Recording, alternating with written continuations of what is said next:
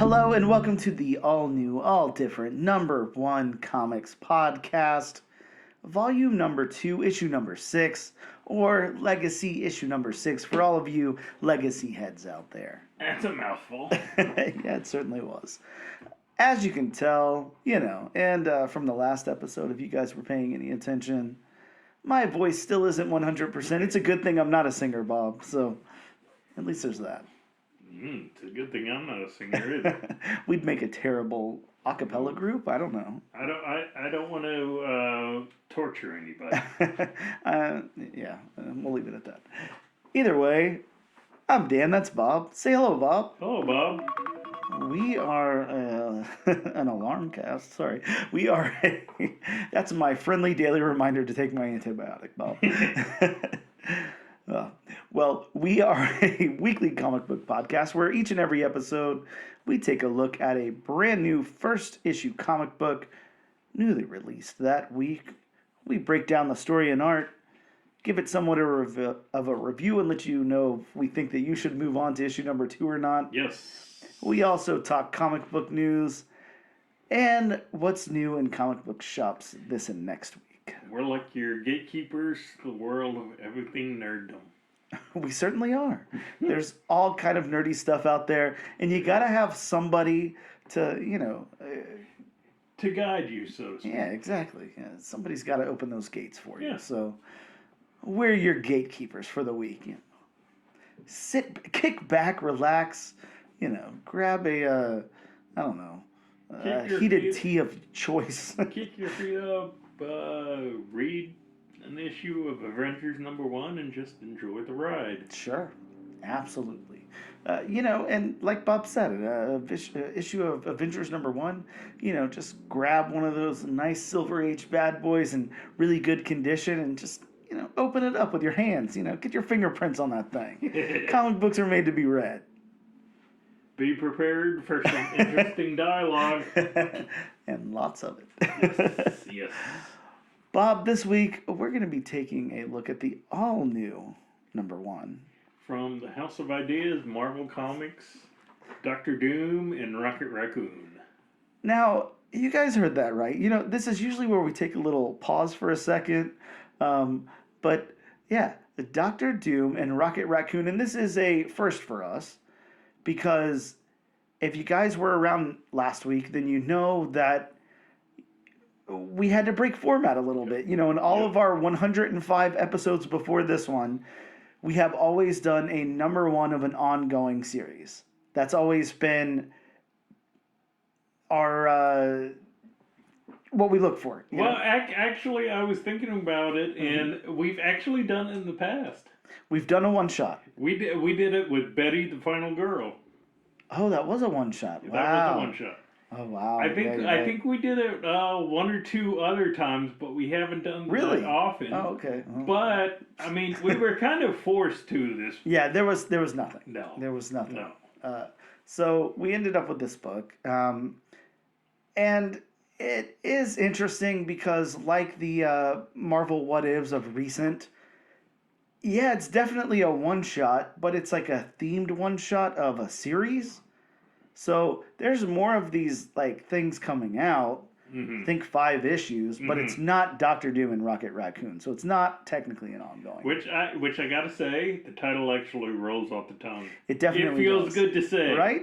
I like it. I mean, Dr. Doom and Rocket Raccoon. Yeah, it's almost a rhyme, but it's not. But it's just got some, But I mean, it's melody just to it or close something enough to a rhyme, right? That, like you said, it has a melody to it. Yeah, it's definitely fun, and it's you say somebody who's not familiar with it, somebody who hasn't been to the comic book shop in a couple of weeks or whatever.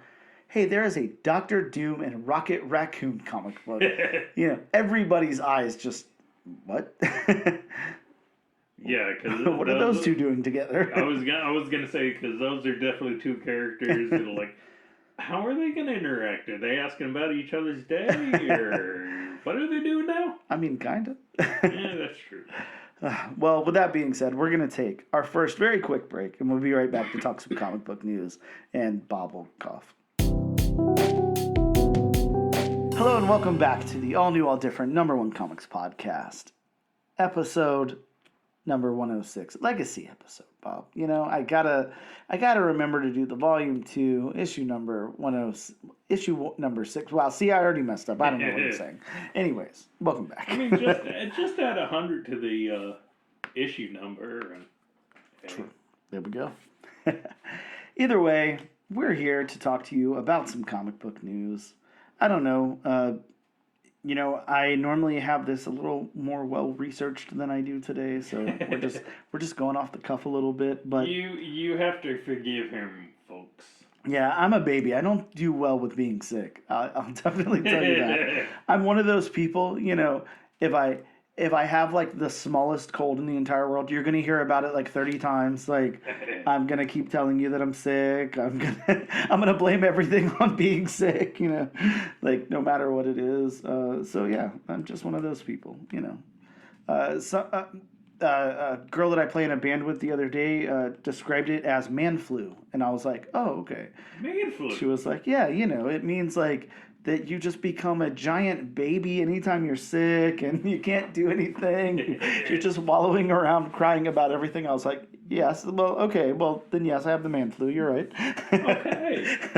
All right, that's a new one. I have never heard that. I mean, I just wish they would come up with like a good medicine for man flu. That would be nice. Somebody could market that. I'd gladly take it. Man flu, Tylenol, extra strength. Right? Yeah, I mean, they'd sell a lot. Look, you market it towards me, I'll buy it every time. Either way, back to news. Bob, the 4th installment of the franchise, Sonic the Hedgehog, will release in theaters on March 19th, 2027. Why do we care? I don't know. I mean, it's a light news week, but... I mean, I haven't seen any of the... I haven't seen the previous 3. Yeah, likewise. I haven't watched any Sonic the Hedgehog. Not really my thing. I mean, I played the game a little bit when I was a kid. It was fun. Not anything that I was like, man, I really want to watch a movie of this. We didn't... I mean, I played it, but I only played it at my cousin's house. We didn't have a Sega. We had a Nintendo. Oh, okay. Gotcha. Yeah, we were the opposite. We had a Sega, not a Nintendo, and I would go over to my cousin's house and play his Super Nintendo and thought it was the coolest thing ever. So funny thing, I don't know if you remember this, but they also had a Nintendo. Mm-hmm. My cousin also had a Nintendo, and she had. Do you remember the pad you would lay down? Oh, yeah. With like numbered buttons, the Olympic pad, or I think you could use it for more than the Olympic game, mm-hmm. and then you would like run on the pad, or jump on the pad, or do something like that. It worked a whole lot better than the Power Glove. Yeah, I don't remember. Like, I'm trying to remember exactly what the pad was for. I think it was more for the Olympic game they had. So, was it called a power pad? Is that what we're talking about? The one with like the blue pad. And red buttons on it? Yeah. Okay. Wow. Yeah, man, I completely forgot about the power pad. Oh, no. Interesting thing. I remember we had to move all my cousins' parents' furniture out of the way. Now, Bob, how big was this thing? Because I'm seeing it in my head, but I don't know. What are we talking like 3 feet by 3 feet, maybe 2 feet by 2 feet, something like that? No, it was more than 2 feet by 2 feet. Oh, I forgot the dimensions. Yeah, I'm not seeing any dimensions online here, at least not like on Wikipedia or anything. So yeah, but again, like I said, we had to move all their furniture. If that gives you any indication of the dimensions of the power pad. Now, this is fun, Bob. Again, I'm not, I don't remember too much about this thing, but it was apparently double-sided. You had a power pad on the A side that had, 6 blue buttons and 2 red, and then you've got the grayish one that I'm more familiar with on the other side with an equal number of blue and red buttons, 6 of each. Huh. Yeah, that's interesting. Very, very cool. Yeah. So the Nintendo NES Power Pad measures 12 inches by 12 inches by 20 inches. Oh. I don't know. that can't be right. No, I mean, and it doesn't have. I mean, it's like a square, so I can't imagine where the 20 inches would come from. I was gonna say it had to be bigger than that. Yeah, that's pretty small, right? That's. Yeah, that's. I mean, a foot that's by a foot by. I was gonna say that's a foot by a foot by by foot and a half. But where's the foot and a half come from? Yeah, I don't understand what that is. It had to be bigger than that. Yeah, for sure. Well, we're definitely getting yelled at for this, I'm sure, right now. Yes. So we'll move on. But yeah, the Power Pad, man. See, you come to the all new, all different #1 comics podcast thinking that you're, it's just gonna be a stale comic book podcast, and we're gonna nerd out about Rocket Raccoon, and we are. Mm-hmm. But we're also going to talk some Power Pad because, that's just where the conversation goes sometimes. So, yeah. Nothing wrong with that. Always fun here. Yeah, I like that, Bob. I think maybe I'll get myself a Power Pad. Tack it up to my ceiling, look at it every now and again. I kind of like it. It's kind of fun. Either way, yeah, Bob, Sonic the Hedgehog, #4. Good on them, that they're able to keep pumping out Sonic. I think it's very interesting that we've had one successful Mario movie in recent years, and now we're on a 4th Sonic the Hedgehog movie. That's I mean, I know that... You mean how we haven't had any more Mario movies? Yeah, and I'm sure they're coming out with sequels for that and everything, but it's very interesting because, at least in my head, like, Mario's much more popular than Sonic, but I do know that, Sonic had a successful cartoon for a while, maybe multiple successful cartoons. I've got a shitload of those Archie comics, I got pretty much, I think, all the Sonic Archie comics. Oh, come on. Who didn't love the live action Super Mario Brothers weekly? Oh, I mean, Captain Lou Albano is Mario. Yeah, that was good, Bob. I'll give you that. I mean, live action / animated. Oh God, yeah. I mean, even the live action Mario movie doesn't get much better than that. Speaking of live action movies, Bob, as you know, we've talked about this before. There is a Toxic Avenger reboot happening with Peter Dinklage. Yeah, and it's finally coming out. We finally have confirmation that it's going to come out this year. Yeah. So grab those Marvel Age 98s and those Toxic Avengers #1s. And yeah, a few years ago, I want to say 2017, I got something like that, 2016, 2017, I don't know what it was.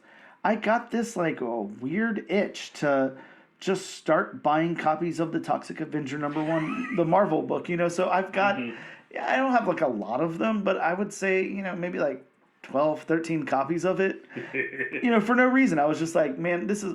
sometimes I get stuck on a book, and I just want to collect them. Like, I have... now, this is going to be like a deep cut, so forgive me if you're not familiar with this book, but Marvel has this book, and I think it was late 80s, but it's called Strike Force Moratoria. It's a very interesting book, and it's like... the premise of the book is... you can get superpowers like around like it's basically like joining the military, like, but you get superpowers, but you only get like a year to a year and a half to live after you get those superpowers. Like you die after that. Oh. It's really interesting. It's a super, super interesting premise. I really liked it a lot. But for some odd reason, I went through this like phase where I was like, every time I saw one, I'd pick it up, in issue #1 or I'd seek them out. And I ended up, with like, at the very least, a short box and a half of these things. They're worth nothing. They're dollar bin books, right, if that. But, I'm sure I hold the single largest collection of Strike Force Moratorium #1s. So if anything ever does happen with them, you know who to contact. But, I will play the lead in the movie. Don't worry. But, yeah, Bob... finally, we got some progress on Crossed moving forward as it secured its director, Rob Jabs, who directed The Sadness, which I'm not familiar with The Sadness. I don't know if you are, but yeah, those Crossed Zeros maybe going to start heating up. I don't know, man.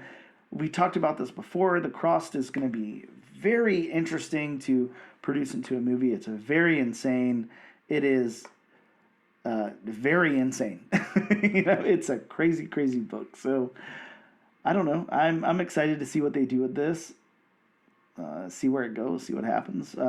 Now, in a piece of very, very interesting news, Bob. We didn't text each other about this one, which was weird because normally when this kind of thing comes up, we do. I think I just, again, to bring up my man flu, I just wasn't feeling it when it happened. I was laying in bed. He was whining in bed. I was. I had 2 pairs of socks on, and I was just, had a little red nose and everything. But Robert Eggers, Bob, I'm sure you're familiar with Robert Eggers, the director. Yes. He's going to be writing and directing a sequel to Labyrinth.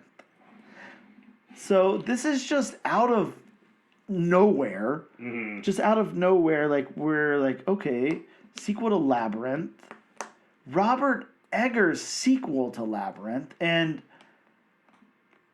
my first thought was, okay, weird stuff happens all the time. People have a lot of nostalgia and stuff. For a lot of people like Labyrinth. I am not one of them. It's definitely a cult favorite. Yeah, sure. People really like that movie. I don't like David Bowie, and I don't like musicals, and I don't like Muppets. So it kind of. Oh, come on! It's not my favorite. Henson? I don't know, man. I don't know. It's just, it creeps me out in some kind of weird way. But I mean, in all fairness, the puppets in that movie were definitely gave creepy vibes, and I mean David Bowie, he definitely gave a creepy vibe in that movie. Yes, yeah, and some really odd songs and all kinds of stuff. But yes, Labyrinth. So the thing that struck me weirdest about this was, okay, a sequel 30 something years later, a sequel by Robert Eggers, and I'm like, he's such a specific director and writer. Robert Eggers really likes to be kind of timeless, I think. And, while Labyrinth, I guess, could be viewed as that. I mean, with my 80s lens, this is just the 80s. But I understand, maybe the time is a little bit more ambiguous in Labyrinth. But a sequel to Labyrinth, as opposed to, a reboot or something. I just don't understand. My only guess is, especially if it's going to be a sequel and not a reboot, which as of right now it is a sequel. Yep. But I mean, who knows? It can turn into a soft reboot or a hard reboot. My only guess is he's gonna try to do something like Beetlejuice did, or Beetlejuice did, where it's bring back some of the same cast. Of course, he can't bring back David Bowie. No. Bring back Jennifer Connelly. And that baby, and that's all you got. Yeah, maybe. I mean, either that or do something like Tron Legacy did, where, that was a sequel to the original Tron, and it brought back, just a couple of the characters from the original one, but then it told an original story. Yep. So that's my only guess how they're going to do it. Now, it will be very interesting considering it will be a Labyrinth movie without David Bowie. So I'm interested to see who they get, because I can almost guarantee they're going to get a modern, singer. And that was the thing. I was sitting there trying to think, and I was like, what's the... Who can replace David Bowie? What's the modern equivalent of something like Bowie? Because I feel at the time, Bowie was probably we're talking mid 80s here. So what is he in his mid 30s or something? Maybe something like that. Yeah. So. I mean, you're more the music person than I am. Yeah, but I'm trying to think of who it could be. I mean, David Bowie is one of those weird singers. He's not a pop star. He was I guess more akin to what you would call alternative music of the time or something like that. Of course, that term didn't exist when he was coming out, but he wasn't creating pop hits. He was more on the counterculture of that sort of thing. But he did have a massive appeal again, not to me, but a lot of people do really like David Bowie. And then I think he crossed over into that weird, definitely not disco at all, but did things with like that kind of four on the floor disco dance beat. I was gonna say he did have the alter ego. Yeah, and kind of disco-y adjacent, and huge into drug culture. That was a big thing too. So I don't know. I'm trying to think like what's the modern equivalent of that lifestyle Why now. don't you get Post Malone? Maybe, yeah, Post Malone. I mean, maybe like as far as just someone who could probably act the part and sing as well, like maybe a Harry Styles type or something, who's maybe within the age range. I'm just unsure. I don't know exactly who you bring in for that role. I think that it's very interesting. How about Nick Jonas? Yeah, that's a choice. Or do you cast an actor, and just Or do you do a gender swap to the character? that's definitely an option as well. Yeah, it's just as long as we don't get Lady Gaga. I mean, look, I'm even fine with Lady Gaga as long as it's not that kind of. I think Lady Gaga just left a bad taste in our mouths because of the Joker movie. At least a bad taste in my mouth because of that decision. So I don't know. It would be very interesting, but I guess the other thing is I've seen the Labyrinth movie multiple times. Again, I don't really enjoy it. I haven't dug any deeper into Labyrinth outside of that. I do have those Marvel comics of Labyrinth. Never read any of them. So I don't know like where the mythology goes, if anywhere else after the series, after the first movie. But maybe there's something out there. There's some kind of source material that he'll build upon, or not. But yeah, I think that's really interesting. Maybe there's a way to. Oh, okay. Here's the other question about it because you're very familiar with the movie. Okay. Is there a way to have a Labyrinth sequel with no Goblin King at all? I don't think so. No, I really don't think so. I really don't think so because the Goblin King was just such a intricate, centralized part to the movie. So I don't think so. Especially if you're calling it a Labyrinth movie, I just don't see how they can't have a Goblin King. Maybe it just follows. What was the baby's name? Toby? Was that the correct name? I Okay. believe so. Maybe it just follows Toby into adulthood, and that's it. That's the story. I don't know. Or a Goblin Queen. Sure. Yeah, I don't know. I think this is very, very interesting. It really opens a weird door, and to think of, what Robert Eggers is doing lately, because I don't believe, I don't have this information in front of me, but I don't believe Robert Eggers has done like a lot. He did The Witch, of course. He did Nosferatu that just came out, The Lighthouse, and maybe like a couple of other things. I don't feel like he's done a lot. Maybe like six films altogether. But I've seen bits and pieces of The Lighthouse, and man, he's got a style. Oh yeah. Yeah, he definitely does. There was another one that he did with oh god, no, I can't think. Ooh, that's a good one. Cast Willem Dafoe as the Goblin King. Yeah. You want to have creepy vibes? And yeah, I could see that. Labyrinth. Nosferatu, that just recently came out was actually really good. I really liked that movie a lot. His interpretation of it. Oh, did you see it? Mm-hmm. Yeah, I saw it in theaters. It was a really fun movie.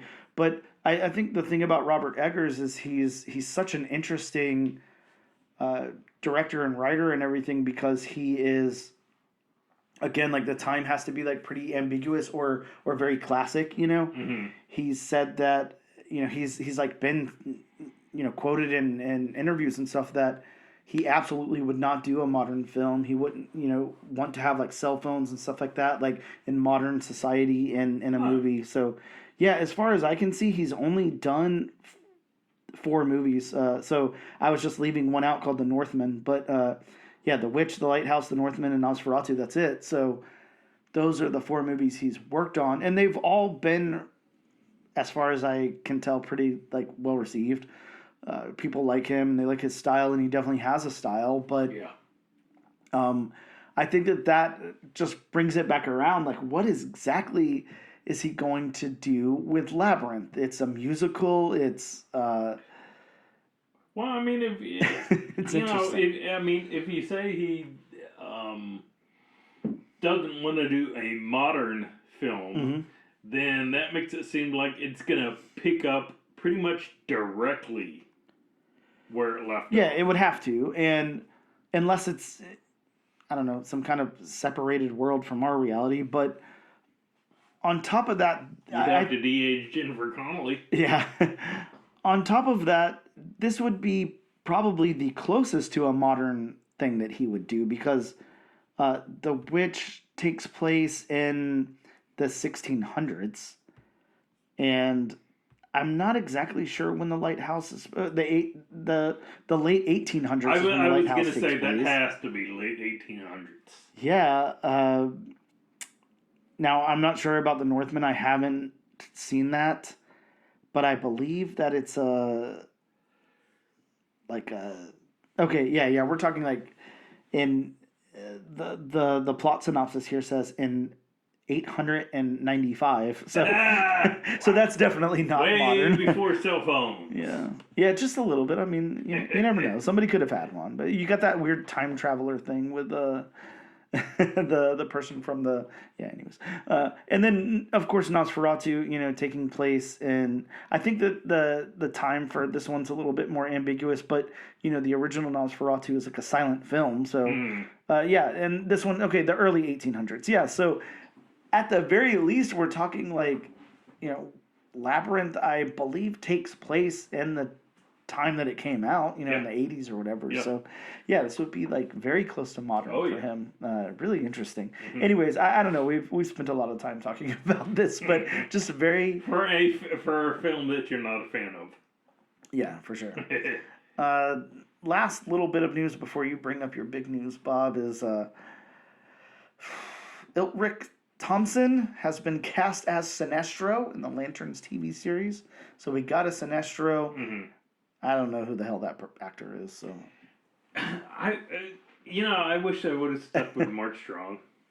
yeah, I was so disappointed when that post-credit scene didn't go anywhere because Mark Strong is just such a good actor, and he was one of the few bright spots of the Green Lantern mess that was a movie. And then they had that post-credit scene, which set it up for him becoming Sinestro, which we all know is Green Lantern's arch nemesis. But then it never went anywhere because of the commercial and critical failure. Now, Bob, I don't know if we should call it a failure. Oh, even Ryan Reynolds went back in time and shot himself from making that movie. So, hey, You're not wrong. You're not wrong. Yeah, it looks like this actor has a lot of credits to his yeah, name. he's an actor, but he's also done film work because hasn't he done? Isn't it actor and filmmaker? So he's been on both sides of the camera. Yes. Which more and more actors are starting to do that nowadays. Yep. And he's Danish, and yeah, it looks like he's done a lot of things. Not much that I know about, but yeah, good for him. Looks like they've got. He looks great. He'll probably look great in a Sinestro. I was gonna say from the picture I saw of him, or from the pictures I saw of him. Depending on what they do makeup wise, because they have to.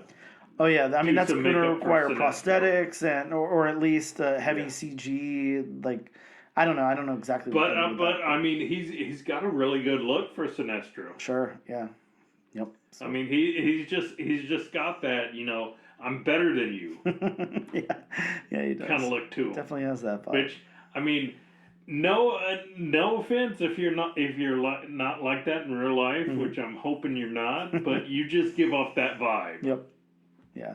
Who knows? Could be the nicest guy in the whole world. Yes. Bob, I don't know. You've got a little piece of news for us. It's not the happiest news. No, but, it's definitely not the happiest of news. But this is a piece of news that I texted you the other day about, and you hadn't heard anything. Of course, you were too busy being a baby in bed, whining about, oh, I'm sick, I'm so sick, I'm dying. Man flu. My man flu was happening, Bob. But, yeah, so Neil Gaiman, which we all know Neil Gaiman, Sandman, recently in the Sawzy Boys, but he has been dropped by Dark Horse, and his ongoing comic book series is not ongoing anymore. Yeah, I don't even know if there's a way for him to recover from this at this point, because some allegations had come up in the past too, but now it looks like multiple women have come out, and as you said, his Dark Horse series, Assange Boys,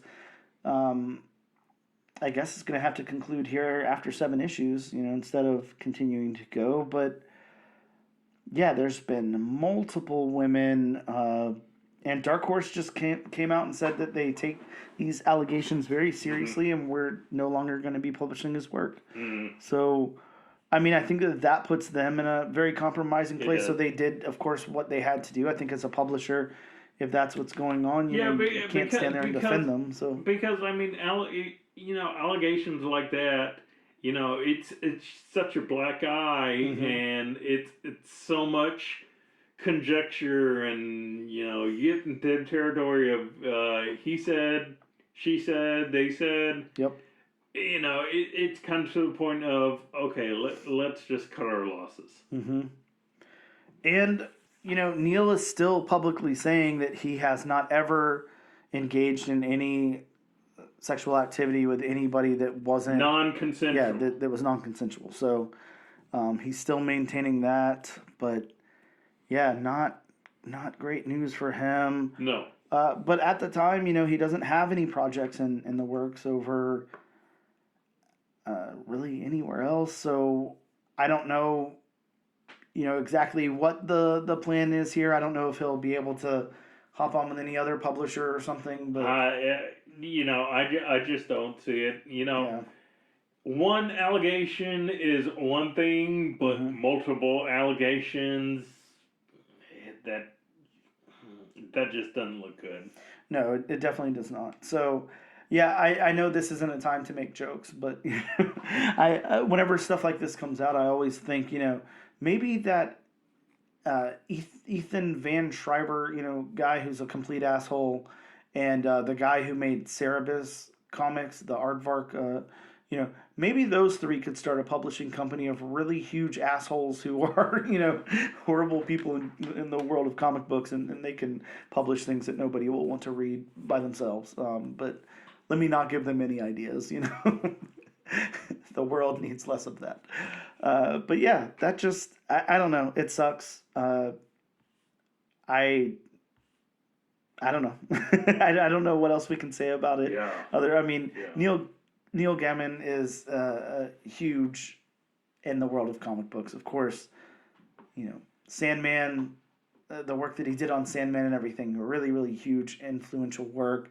And he's done a lot of other stuff that is hugely critically acclaimed. So it sucks. What can you do? It does, but I mean, especially if this stuff ends up being 100% true. Yeah. Just as a human being, your reaction is, I hope he gets what he deserves.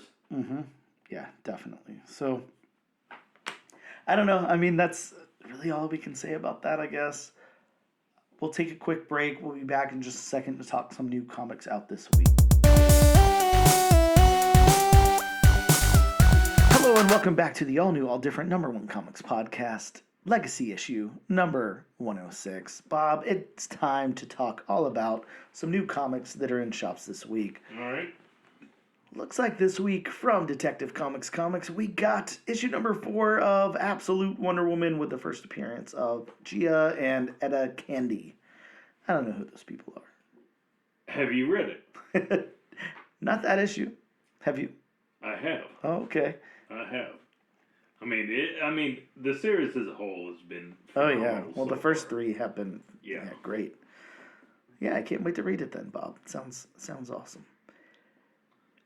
We've got, of course, Fantastic Four number 28 dropped with the Marvel Rivals variant. You've got a Peach Momoko Galactus cover here, Galacti cover.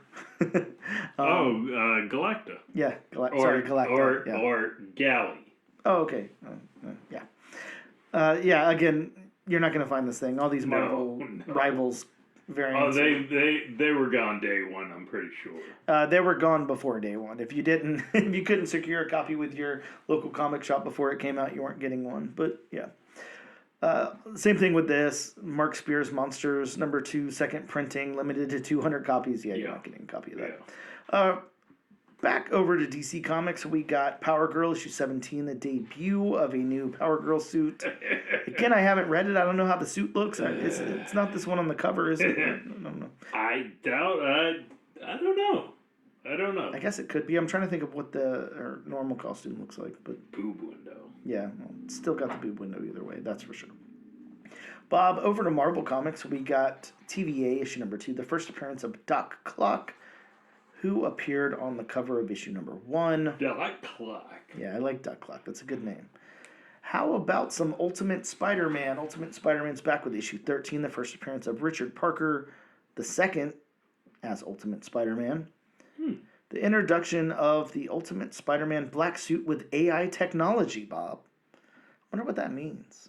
Interesting. So it's not a living symbiote. It's an AI symbiote. I like it.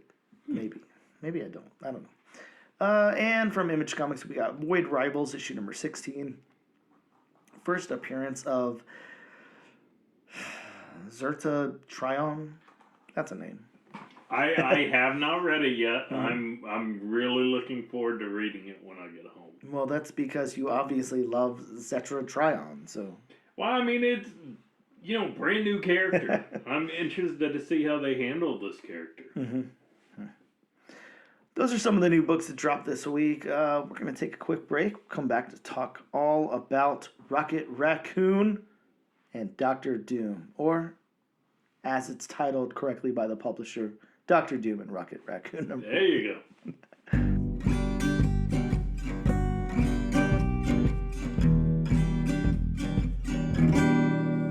Hello and welcome back to the all-new, all-different #1 comics podcast, Legacy number 106. Bob, it is time to talk about the book we're talking about this week. That's probably why you guys tuned in, I would imagine, to hear all about Doctor Doom and Rocket Raccoon teaming up in this crazy one-shot adventure.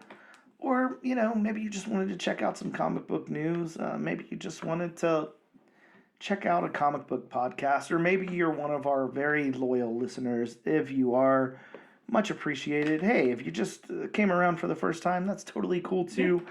I do want to say, Bob, I've been telling you this almost every week. It's like we're on this slight uptick, and I love it because that's really what you want out of organic growth. Yeah. I mean, that sounds like a cop-out, to say, like, because, of course, anybody who does a podcast or has a YouTube channel or anything like that wants millions and millions of subscribers and viewers and listeners and all that so they can make millions of dollars and quit their job. I get it. But...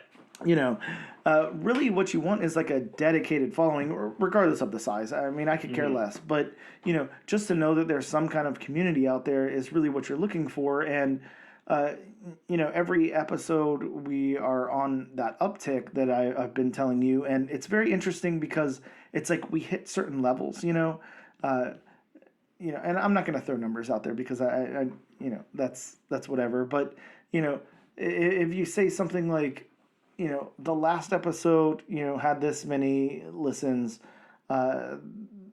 The one before that had this many, and so on. Like, I would say Ultimate Wolverine that we did last week propelled us into a new uptick that definitely really helped.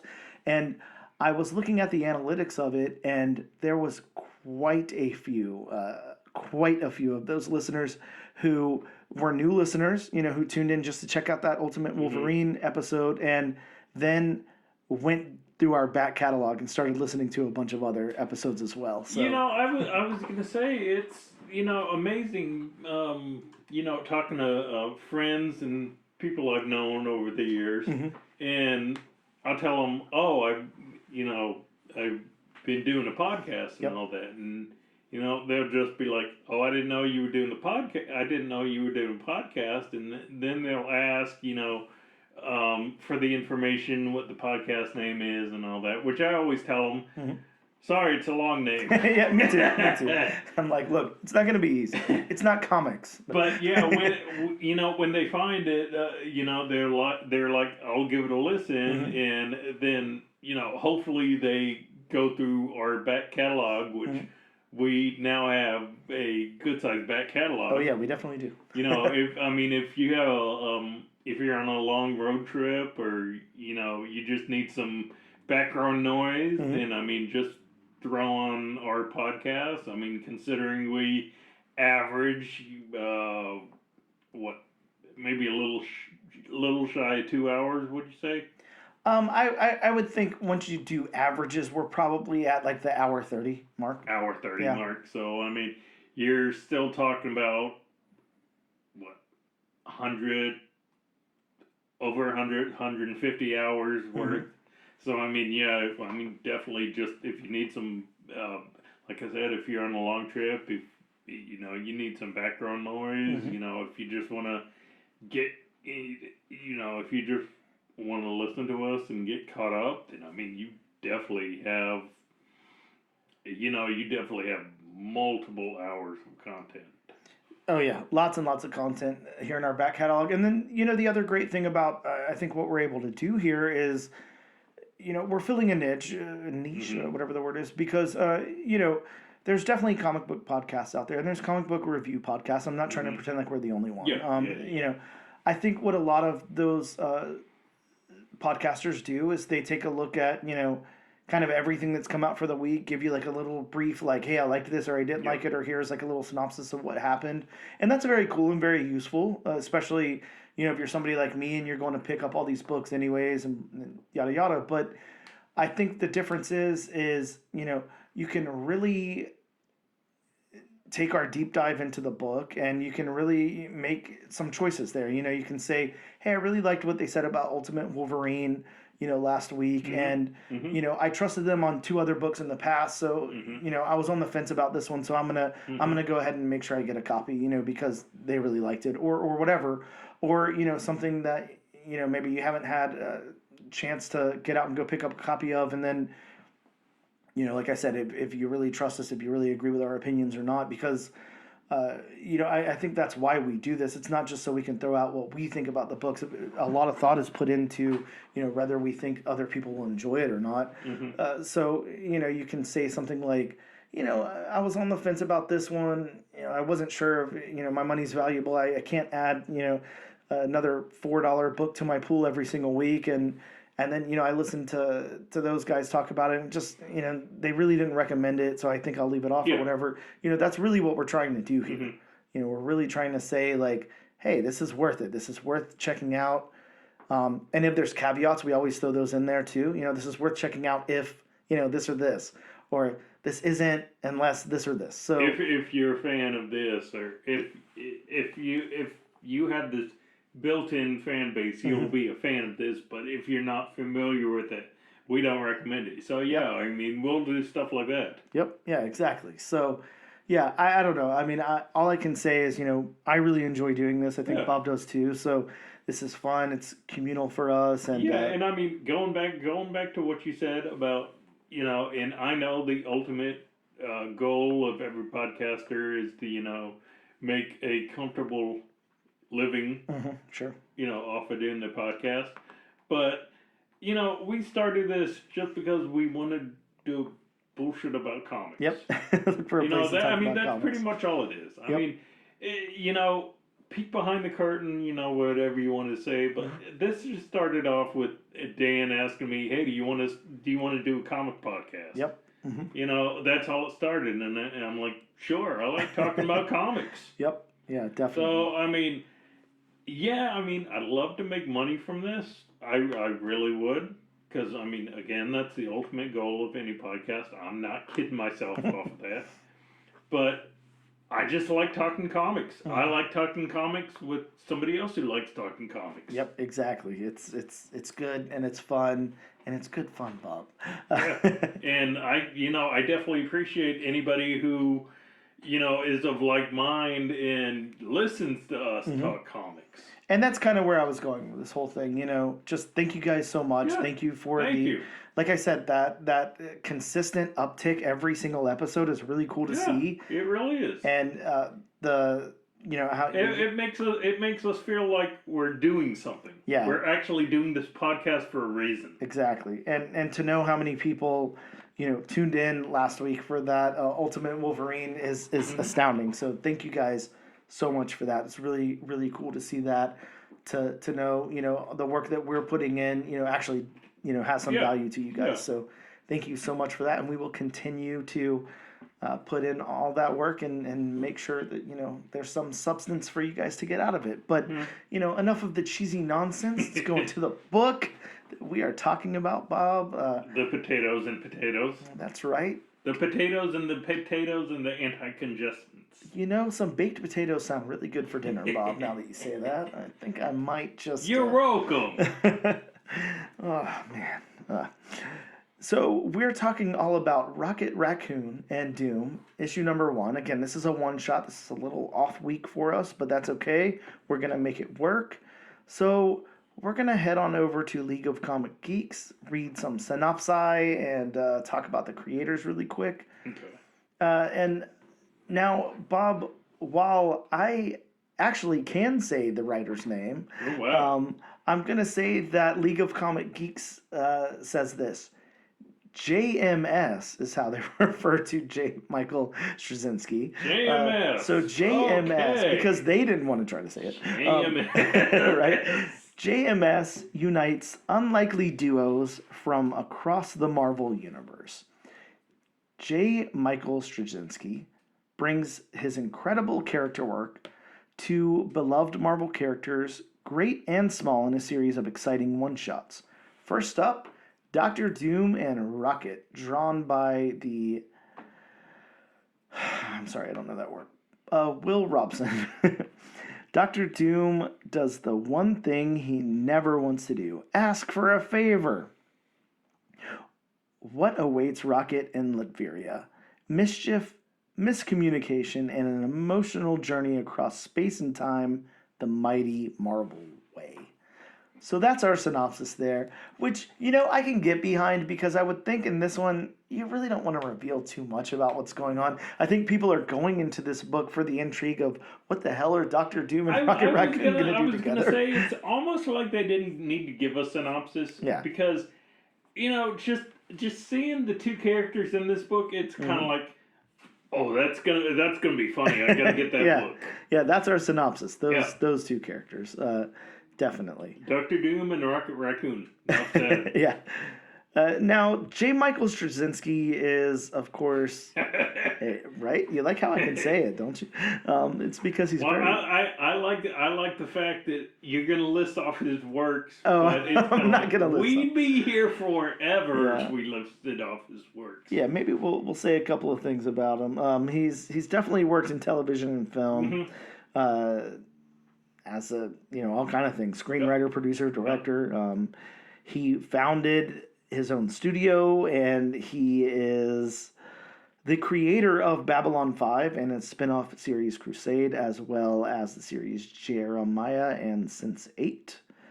And he's also big on his work for Spider-Man and Thor in comics, but of course in comics... and he made a cameo in Thor.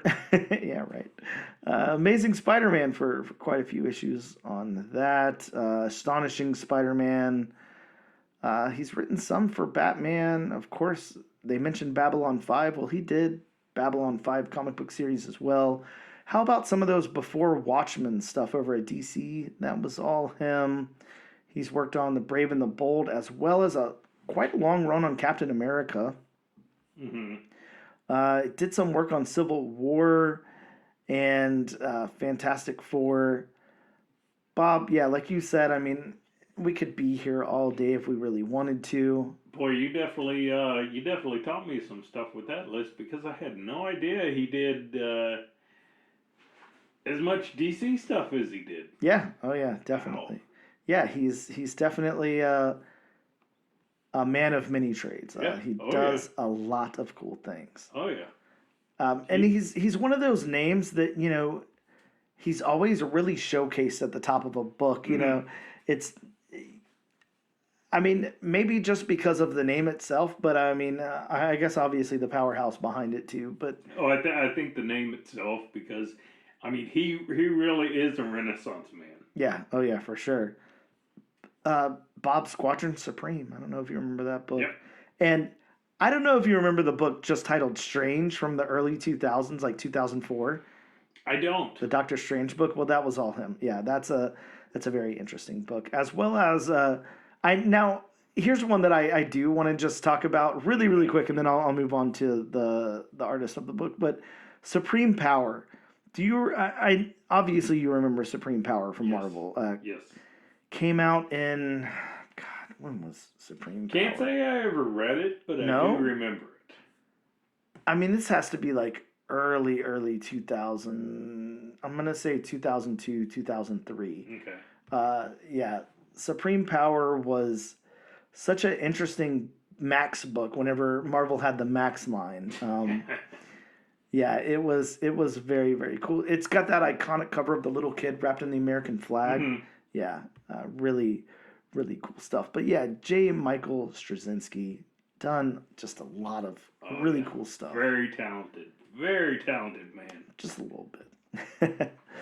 I'm going to try to head back over to our artist here, Will Robson. Not Will Robinson, Bob, don't worry.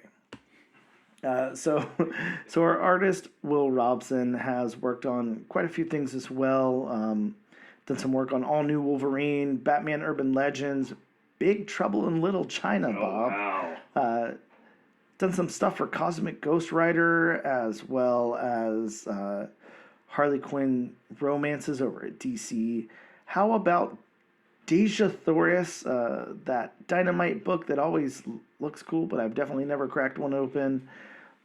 Yeah, lots of work over at Dynamite for sure, as well as Great Lakes Avengers, Future Foundation, Joker, the Man Who Stopped Laughing, Punchline, the Gotham Game, Red Sonja. Yeah, and again, the list goes on and on. He's a very storied writer here. So how about we go over my synopsis really quick of what I read. What do you mean really quick? Yeah, maybe not really quick. Dr. Doom and Rocket Raccoon opens with Dr. Doom in his castle in Latveria. He's using Doombots to help him with some unknown task when he goes to answer the door and finds Rocket Raccoon.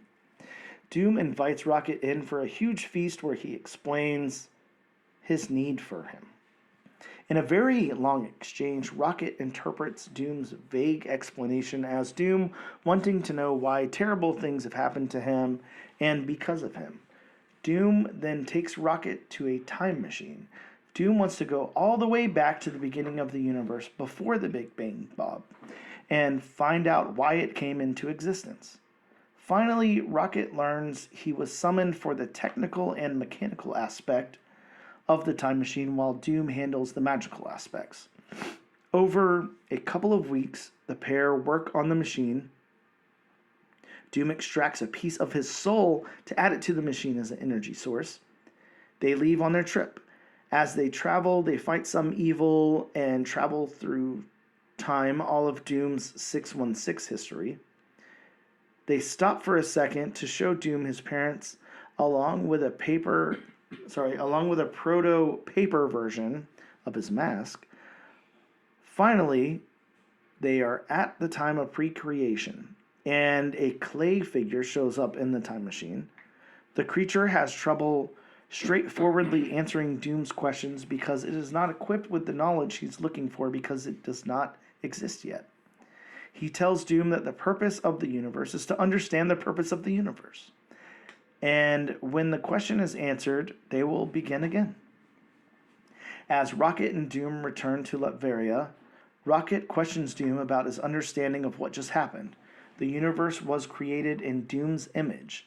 As the book ends, Doom comments that the universe was created in his image and they all have a mask to wear. That's some deep stuff, Bob. You really You know, it made me question my own existence. I don't know why I'm here if I was just created in Doom's image. But then again, I mean, what do you expect from J. Michael Straczynski? A lot. This was cool. Let's go into our review of it, Bob. How about the story beats for this one? I'm going to just say I love the straightforward storytelling of this. It's like it just happens on a very linear path, especially given, you know, the context or, you know, the story that we have here. But, I mean, it starts out at Doom's headquarters there, and Rocket's summoned, and, you know, it stays there for a while the plan is unveiled to us and to Rocket, and then they go on their journey, and then it ends. You know, it's just so straightforward and wrapped up in this nice one shot.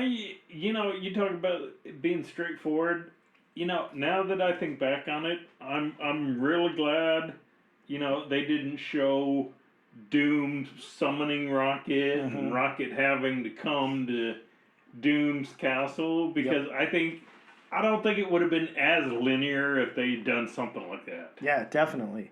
I mean, it was so cool, too, because there was no flashbacks. There was no you know, I know sometimes that stuff is needed in storytelling, but I really appreciated the nature of the way this was written. It really worked well for what it was. And even though it is like a deeper story,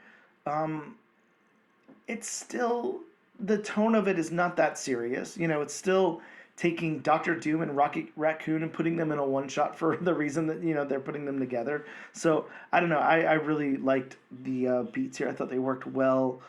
How about the dialogue? I know whenever you first got here, Bob, you said, you know, right when you read this book, you were like, all right, there's going to be a critique on the dialogue because there's a lot of it. There is a good amount of dialogue. I don't think it was overdone, though. Like, I honestly appreciated it. It was fine. These are really our only two characters in the book, aside from the Clay guy and some Doombots. I was, you know, I speaking of dialogue, I love the back and forth between them. Oh yeah, between those two. I mean, there's the right amount of humor, which you expected from Rocket. You know, being a humor smartass like he is.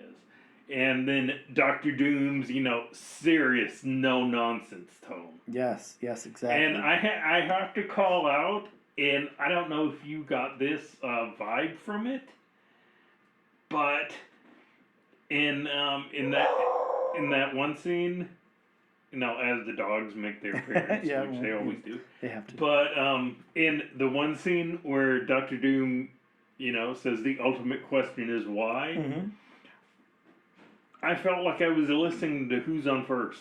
I really did. Yep. Because Rocket's just like, what do you mean why? I just asked a question. No, the question is why. Why what? And it's kind of a theme through the whole book too. I mean, the question is why. You know, like it. But it does. It goes back to some things like that. Of course, you know, the very famous Who's on First and everything. But yeah, I think that the dialogue was perfect for this book. Yeah, I did too. I felt like, you know, he was really good at capturing the voices of the characters. Doom is such a interesting, layered character. He's so complex. You know, obviously started out as this, you know, huge villain in the Marvel Universe, and then, you know, he's much more complex than that, you know? He's not always a villain. He's not currently a villain, I don't know, but, you know. Yeah, you know, at first, I thought this book was going to be way different as far as dialogue, because starting off with that first word bubble from Dr. Doom, you see those words and you read them out loud, and it's kind of like, okay, how am I supposed to read all these words, all these big words put together? Yes. Because it's literally like, you know, you just took words from a thesaurus. Yes, indeed. It was cool, though, and it really works, and I think he nailed their voices. The narrative of the book, I love the narrative structure of this again. Like, it's laid out in a way to where it just worked so well, and there wasn't things thrown in there just for the sake of throwing Well, things yeah, in and there. it was so refreshing to you know, because it doesn't happen. It doesn't happen often. Seeing Doctor Doom need help. Oh yeah, You yeah, know, I exactly. mean, when does Doctor Doom need help? Only in this instance. I mean, he saves the world. He becomes Sorcerer Supreme. You Hmm. know, I mean, Doom pretty much can solve most any problem by himself. Hmm. So I mean, for him to ask somebody else for help, and when he goes into the whole monologue, about his parents Hmm. and his past, I mean that was great. I Yeah, loved it. yeah, I completely agree. Yeah, it was very good. It definitely, again, like I said, like Doom is a very layered character, and this even helped flesh that out like more so. Yeah, it was very cool. The only dialogue, and Hmm. this wasn't the character's dialogue, that I can't say I thought was needed Hmm. was just that whole back and forth between the assistant editor and the editor. Sure, sure. That was kind of like, why exactly is this in here? I mean, Well, that was something I meant to put in my notes too, but I didn't know exactly how to fit that into my yeah, notes. Yeah, there's definitely, it does that thing, that comics do. Hey, reference back to this book or whatever, and then, yeah, but I think after a little bit, it kind of took away from what was going on the page to me. mhm, I don't know how you felt about it, but to me there was enough, humor to mhm. where, seeing that back and forth, it was kind of like, okay, you may be trying to overdo the humor a little Well, I won't much. lie. I feel like whenever those are put in there, here's my take on it. Whenever the editorial notes are put into a comic book, I skim over them. Hmm. I don't pay that close attention to Yeah, them anyways because I'm typically sitting there feeling like, okay, I'm not going to know what the hell you're talking about. I'm not going to go dig out another issue to see, yeah. what this is or whatever. Hopefully the story is I'll take self-contained your enough. I'll take your word on it. Yes, exactly. So I kind of look at it as just something that I, kind of glance over and then move on, Mm. unless it's important to me. And then once I saw like what they were doing with it, I was like, okay, it's just like a little, joke or whatever that they're throwing on the page here. It did go on a little long, but I'm not going to say that I minded it. It didn't disrupt my reading of the story, but I definitely get what you're saying. I don't. To me, it just felt a little out of place Yeah, it and wasn't needed unnecessary. for any Yeah, reason. yeah. But yeah,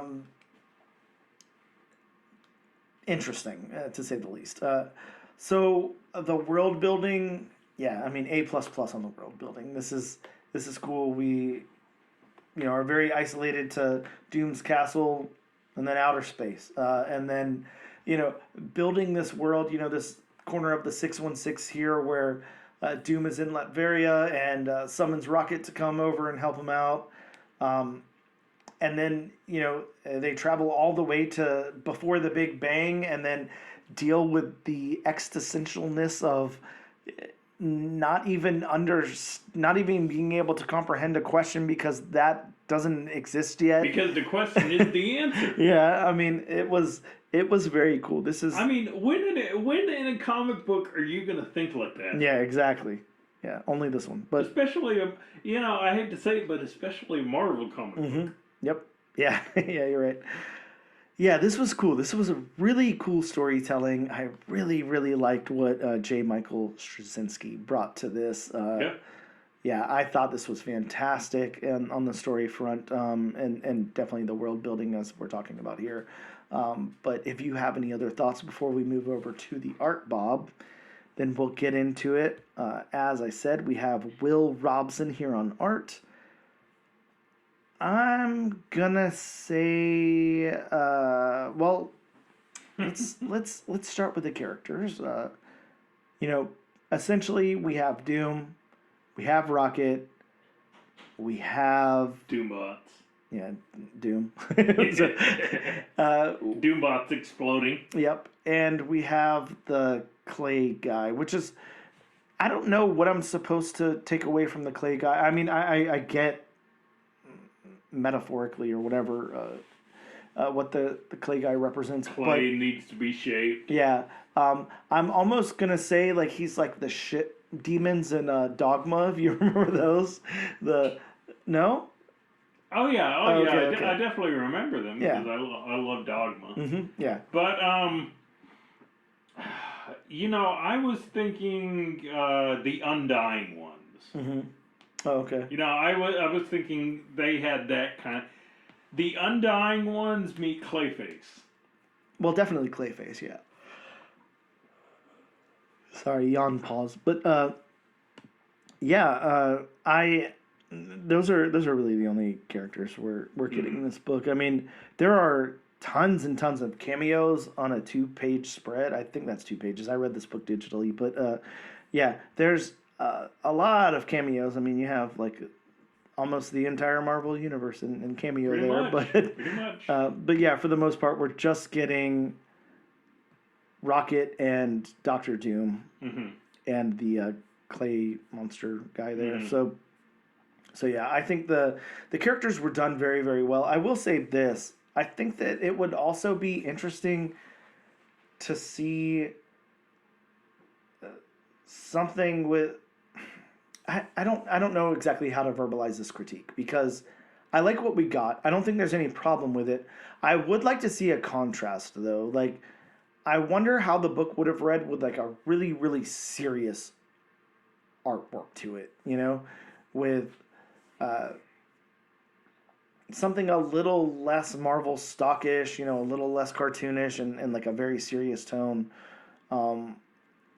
I think that something like that might be interesting, but then at the same point might take away some of those comedic elements. So I'm not too sure. But I think, as far as the character looks and everything, yeah, Will did a great job on them. I like their designs. Yeah, I'm not. Of course, I've read stuff that he's drawn. I just haven't realized that he was the artist behind it. As a lot of as I found out, a lot of artists have done. But to me, the vibe of the characters kind of reminds me of an updated Silver Age style. Oh yeah, you're right. I can't say completely cartoony, but kind of like that, more like kind of like those more pulpy, characters. I mean, not totally, because I mean, if you look at Doom in this book, and then look at him from something recently like the Blood Hunt event. Yep. I mean, you're definitely going to get two totally different Dooms. You're going to get two different, character models, two different character styles, all that kind of stuff. So, yeah, I mean, to me, it's just like, updated Silver Age style. Yeah, I really didn't think about it that way, but yeah, I think you're right. It definitely gives like a Silver Age vibe. Yeah, I mean, you get the Doctor Doom character with the tall belt. It's not a thin belt. I mean, it's like a tall Santa Claus belt. And I mean, you have more of the wider kind of grayed out, mask. You have the more billowing cape. I mean, billowing cape. Yeah, you're not wrong. And then I mean, you have of course, Rocket Raccoon wasn't around in the Silver Age. Nope. But I mean, you have more of like a Rocket Raccoon, with like a bushier tail, and a more compact and not, a thinner looking Rocket Raccoon. So yeah, that's what the art reminded me of. So, I mean, I liked it because I mean it was kind of like a throwback, but I mean it was an updated throwback. Yeah, I like that that take on it. That's really cool. How about the backgrounds, Bob? Every comic book, tells a story through its backgrounds. Every comic book has a unique criteria that it's got to meet for its backgrounds. Either they're, help bring up the story or showcase what's more in the foreground or whatever, and it's a unique situation. But backgrounds are very important to Bob here on the podcast, so I'd like to hear your take on the backgrounds. Well, first, before I get to the backgrounds, I'm going to give a special shout out to the spread on Doom's dining room table. Oh my God. I wanted to eat the stuff off his table. Yeah. I mean, that looked great. You have the wheel of cheese with the cheese spreader. You know, you had the loaves of bread just sticking out. I mean, oh man, that meat looked good. Yeah, that meat looked good. But yeah, I mean, I did not have a problem with the backgrounds whatsoever. Yeah, I think the backgrounds worked very nicely in this book. I loved that splash, where it incorporated the other events from the 616. Oh, yeah. Fantastic. I mean, I'm sure that was, taken from the actual source or whatever, but it looked great. Yeah. Everything looked great here. The backgrounds really worked really well. Yeah, I mean, there was just such a contrast. I mean, you had Battle World down there. I mean, again, you had Doctor Doom's entire history. So, I mean, just seeing, and it was like taken from the actual comic. So, I mean, you just had so much of a contrast between all the different styles. Yeah, I really enjoyed that a lot. Yeah, oh yeah.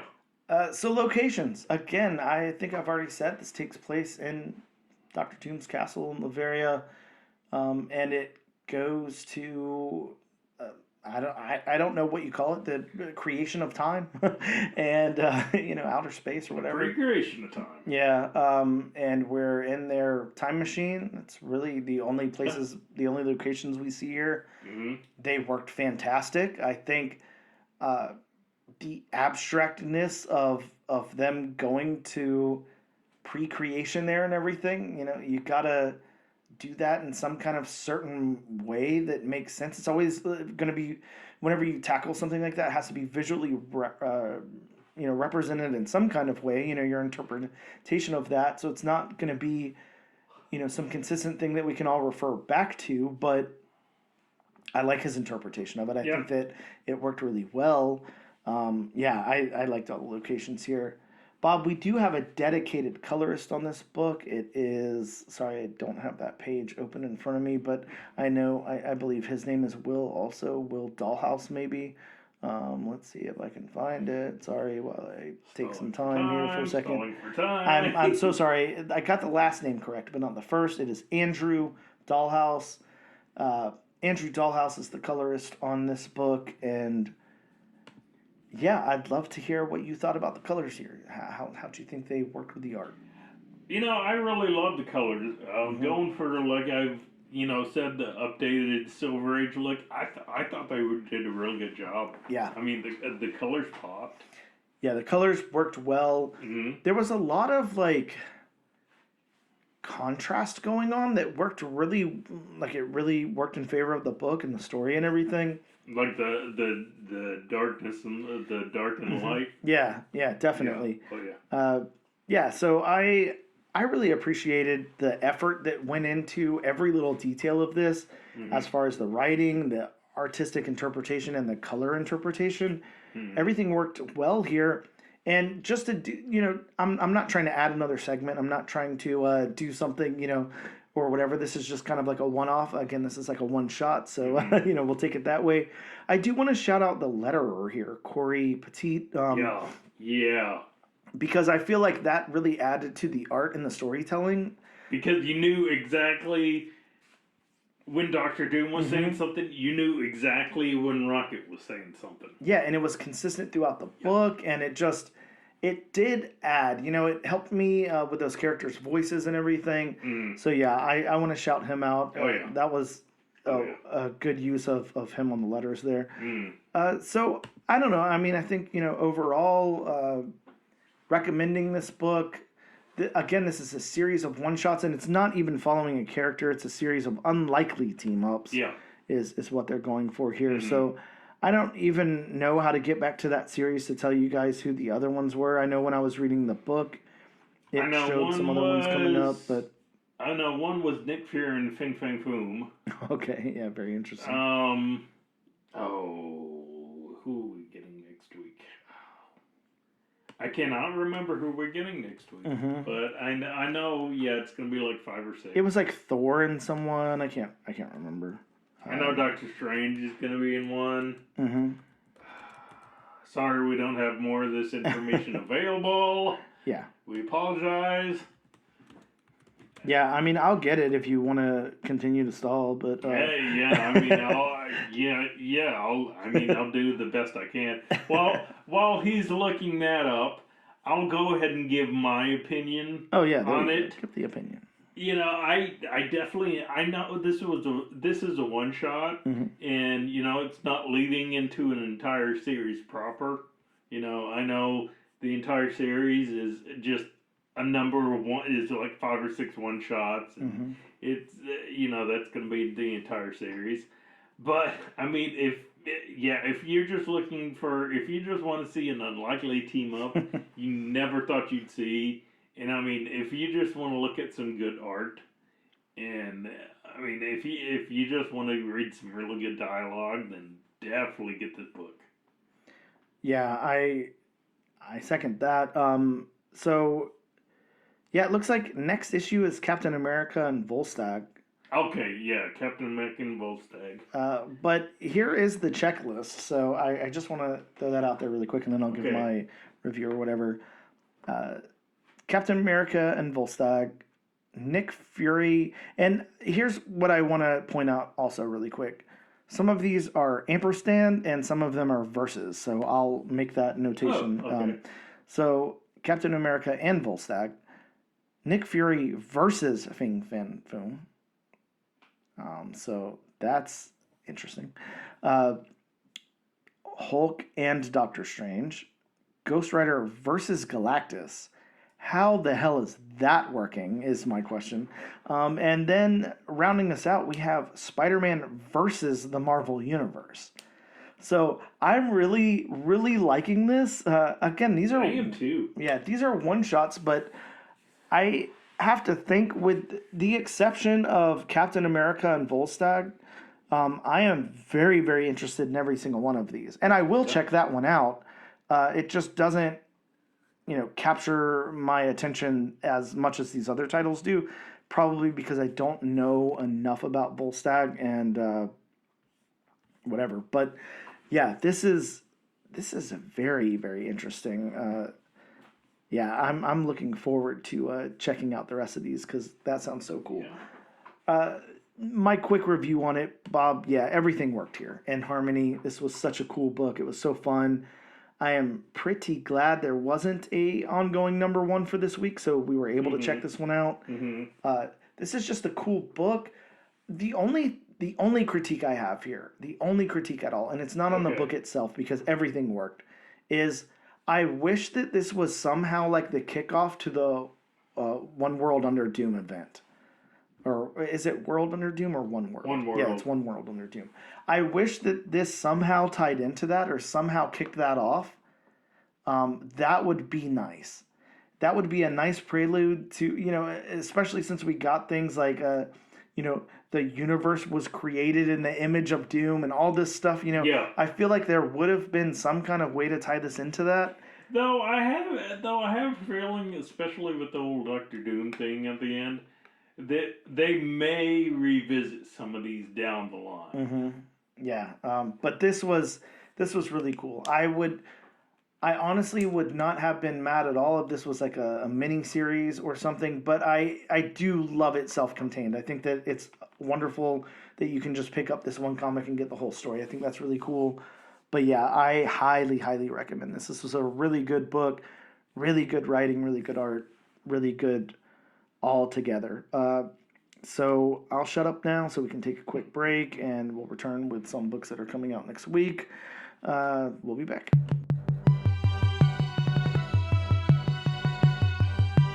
Hello, and we are back with the all-new, all-different number 1 comics podcast, Legacy issue number 106. Bob, it is time to talk all about some new comics that are in shops next week. Wednesday, January 29th. Of course, before we do that, it's disclaimer time. Welcome to disclaimer time. Get a time machine and go all the way back to before the Big Bang with disclaimer time with Bob. See, that way I could release the comics whenever I feel like it. Damn right, it's all up to you. Yeah. The universe was created in your image, Bob, so do what you want. Oh, no, I don't want to live... I'm sorry, I don't even want to live in that universe. That's that's a scary universe. It's a very lonely universe. Ah, come on, Bob. You know. I'd be there. Well, okay. The universe. Population 2. It's like, what planet do I want to live on today? I mean, I can make the atmosphere anything you want it to. Ah, you sure as hell can. I like it. I can make it cotton candy if you want to. I don't know if I like cotton candy. Maybe some melted chocolate. Oh, that might burn. Oh, I don't know. I don't know. One of those chocolate fountains. One of those chocolate fondue fountains. Yeah, there you go. Okay, back to the list. But like I say, this and every other week, these are just some of the books that may or may not be coming up this week for any particular reason why they might not come out. Well, we did hear that there was going to be some Diamond delays again. Of course. Yeah, that's just the normal at this point. Yeah, I was gonna say just expect those from now on. Until Diamond decides to get its act together. If. Yeah. But these are just a few of the books that may or may not be coming out. So if you want a more in-depth list, please consult elsewhere. You will have multiple different avenues you can go through. You can call your local comic shop. Again, please and thank you go a long way in this world. They do. Even this day and age, they still go a long way in this world. They may give you, who's writing it, a brief synopsis, who's drawing it, who the letter is, who the colorist is, who the variant cover artists are. Unless it's a Dynamite book, which... You might be on the phone for a while. Yeah, I was going to say you might. So you might have to dedicate a block of your day just to hearing all the cover artists for Dynamite books.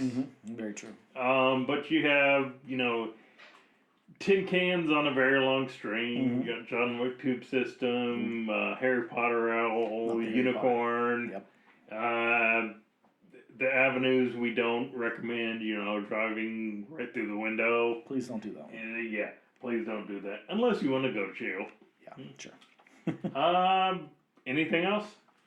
Yeah, I mean, I was thinking about it, and I really got inspired by Doctor Doom in this particular issue. And, I've used Time Machine before, so I didn't want to go down that rabbit hole. But, I really like how there was that summons sent out for Rocket Raccoon. So I feel like you could do the same thing for your local comic book store. Just work with a judge or your local courthouse and say, hey, you guys know how you're doing like these, jury duty summons and things like that. Can we issue a summons to where somebody just, gives me all of the information for all the comic books that are coming out next week?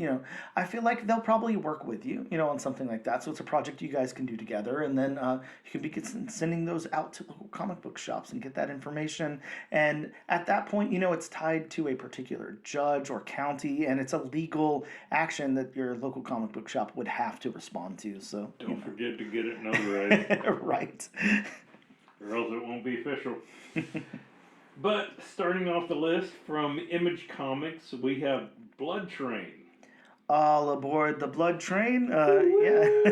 Bob, this one has a group of friends that must make the difficult choice to kill one of their own who was infected by a bioweapon while backpacking through Asia. God, man, that sounds terrible. Could you make that decision? I mean, if your life depended on it, could you make, in the lives of billions of others depended on it, could you make that decision? Yeah, I mean, definitely. I just always wonder, there's always like some serious repercussions to making those kinds of decisions. I feel like that is with the exception of like a zombie or type of thing or something, you always think you're making a good decision or the right decision, and then I don't know, maybe you're not. Oh, he could have given us the cure. Yeah, exactly. Wait a second. They didn't tell you guys we have a cure for this? All you have to do is like take this pill. It's fine. Oh, well, great. Now my best friend's dead. Next up on the list from Boom Studios, we have Book of Cutter #1. That's right, Bob. Another notch in the belt of the Something is Killing the Children universe. I wonder what you call this universe at this point. The Something Universe? Yeah, there you go. This is the origin of Maxine Slaughter's journey from White Mask to Black Mask. And this is a $10 cover price on this book, so I'm assuming it's a one-shot. Yes, it's a one-shot. Mm-hmm. So she doesn't just take off the white mask and switch to a black mask? Apparently not, Bob. There's a Oh. little bit more to it than that. Well, yeah, apparently we need an oversized 180-page one-shot to figure it out. Well, you know, James Tinian needs those $10. Next up from the very redundant comic book company, Detective Comics, who decided to name their company after their most popular book. Mm-hmm. We have DC Power, Rise of the Power Company #1. See what I did there? I did. Bob, this one's a reintroduction of Josiah Power and the Power Company, a team intended to rebuild trust in heroes. Very interesting. Don't know who Josiah Power is. Staying with Detective Comics, we have DC's Lex in the City #1. I will pause for laughter. Bob, the cover of this one might be worth the price of admission for the cover alone. It's very interesting. You've got this you got Lex Luthor on the edge of a sidewalk, standing on his tippy toes with his hands up in the air, and there's like a bus going by that's splashing him with water. And he is on the advertisement on the bus there. If you've seen Sex in the City, yeah. You know what we're talking about. Yep. This is an anthology of Valentine's Day stories set in the Detective Comics universe. I don't know. I mean, you know, if it weren't for the $10 cover price, I think I'd pick this up. But yeah, it's way too much for my money. Yeah.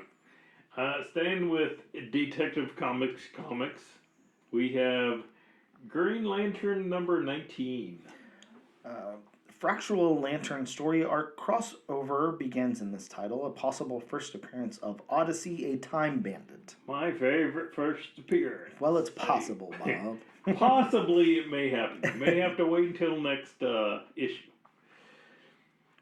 Going to the House of Ideas, Marvel Comics, that finally make an appearance on this list. We have Hell Hunters #2.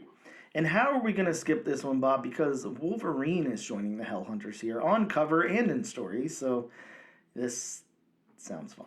I mean, looking at the cover, how can you tell that's Wolverine? Just an inclination.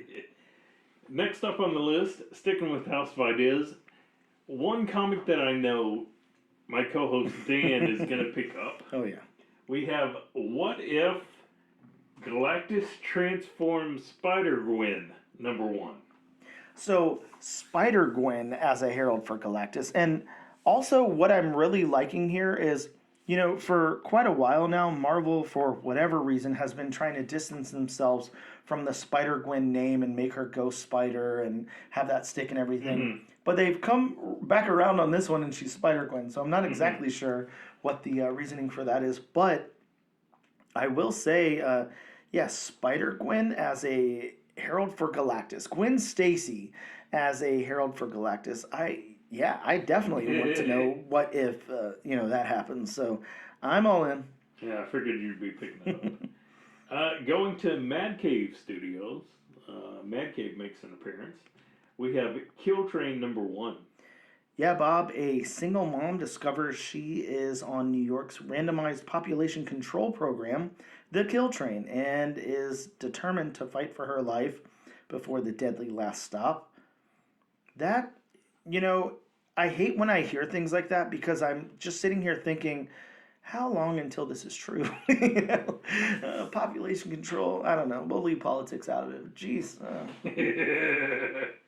Yeah, we don't need to go there. Please don't. Going back to the House of Ideas, Marvel Comics, we have Psylocke #3. Bob, is the taxonomist finally appearing in a comic book? I think so, because this is the first appearance of the taxonomist, a dangerous new villain tracking Psylocke. Okay, that's the thing. Um, Going to critical entertainment, which we rarely ever cover on this list. I don't know if it's ever been on the list. I don't think it's been on the list, but as you will remember, that publisher is run by Chris Retta, who we interviewed on the show That is before. correct. He did That The is- First Americans, Okay. that fantastic Okay, yes, book. yes. Yeah, so this is one of his. Yes. But we have The Quarrel. Yeah, this one sounds cool. This is a red-tailed hawk hunts an orchid oracle through New York Central. Oriole. Oh, sorry. Oh, my bad. Oriole. Through New York Central Park in this hand-painted watercolor short story. So I imagine silent comic. Yeah, I would think so. Next up, going back to Dark Horse Comics, we have Ripperland #1. Now, this one sounds cool, and I would say, like, there's so many things like this that get done, over time. So many of these, like, alternate history things and stuff like that. Mm-hmm. What I'm really liking about this is, well, #1, Steve Orlando's writing it. So I'm a huge fan of Steve Orlando. I like what he does, and this sounds very interesting. This is in 2188, the Victorian theme park that once was London is plagued by Jack the Ripper, whose identity is a mystery to the American special agent and British police detective attempting to solve the case. So this sounds fun, and again, I really trust the writer. So yeah, I'm kind of excited to check this one out. Next up from the House of Ideas, Marvel Comics, we have Sabretooth, The Dead Don't Talk #2.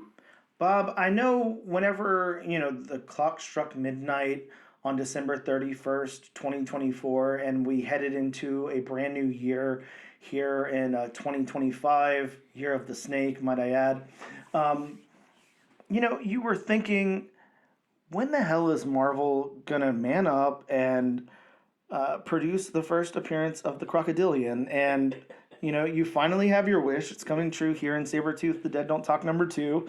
We are getting the Crocodilian, and Bob, I just, it's one of those things because I, pick up a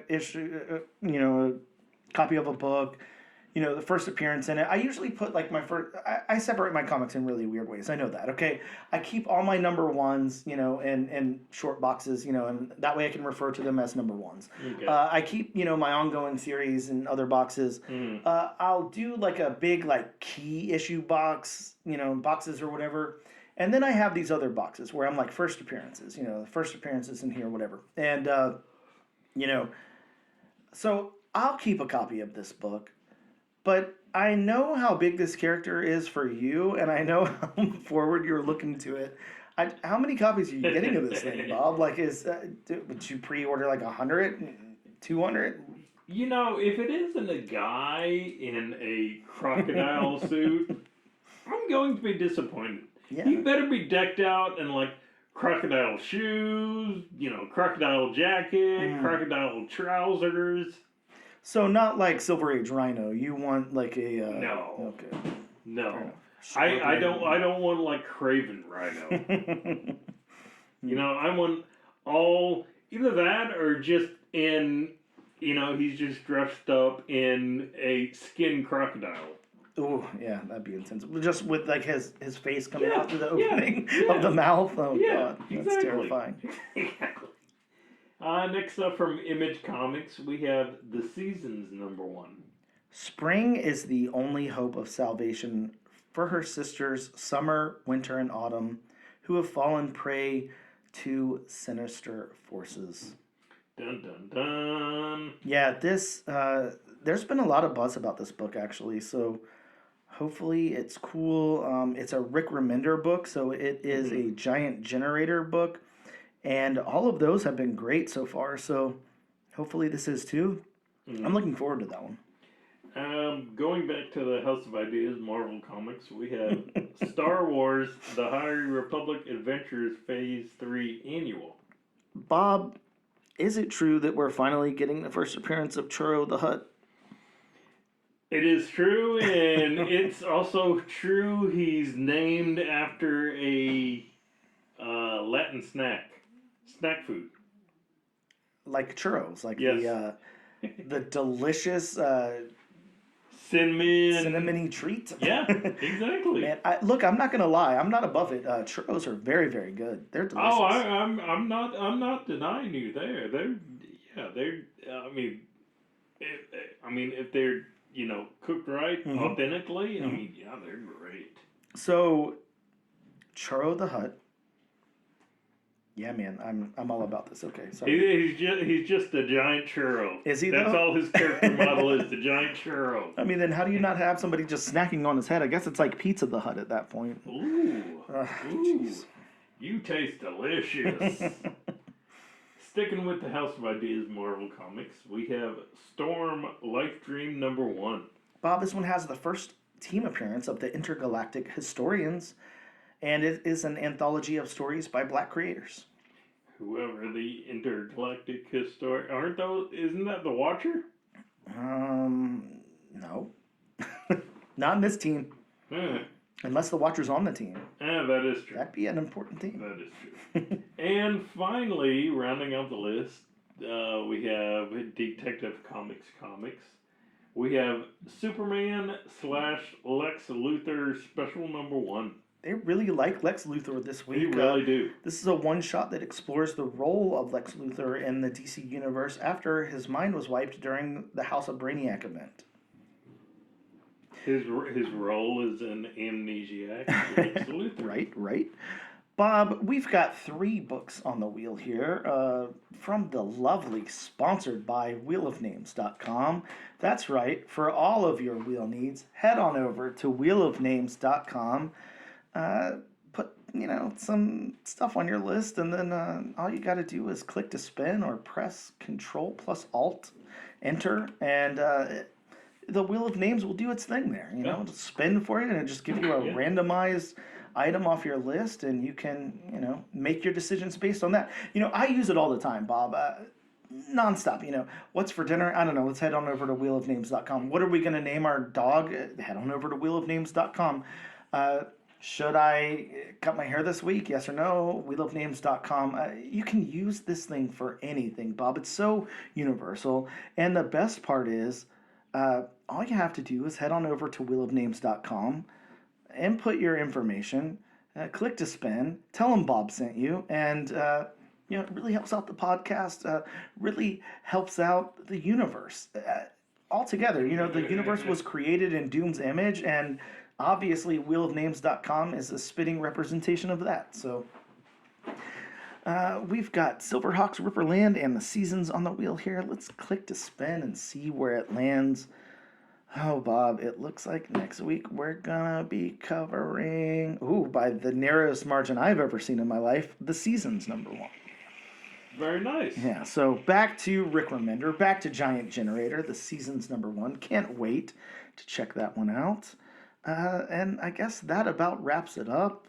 Thank you guys so much for tuning in. Again, thank you for that nice uptick we've seen in listenership over the last few episodes, and definitely the last episode. Much appreciated. I don't know. Check us out on social media if that still exists. And we are the all new, all different #1 comics podcast, wherever we are that. And Bob, tell them we'll see you next time. Enough said. See you next time.